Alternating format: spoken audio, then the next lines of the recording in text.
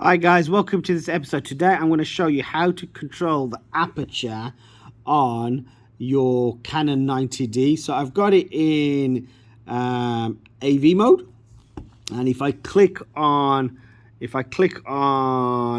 this icon here, no, I'm not in. I'm in shutter mode. What am I still talking about? Let's put in aperture mode. There we go. TV. Gosh, I'm losing the plot today.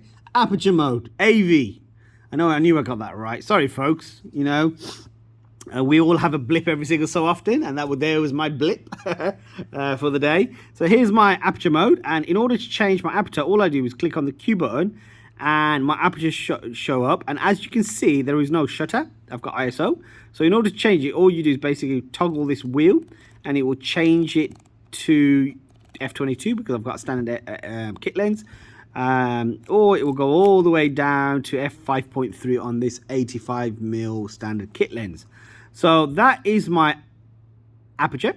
If I want to see in the visual way, if I click on this Q button, I can click on this icon, and then I can literally just pull it out like this to see the right aperture for my shot.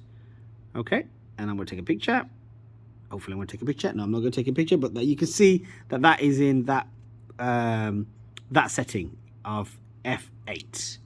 Obviously, aperture, the bigger the number, as you know, the bigger the number, the smaller the opening. Have I got that right? The bigger the number, the smaller the opening.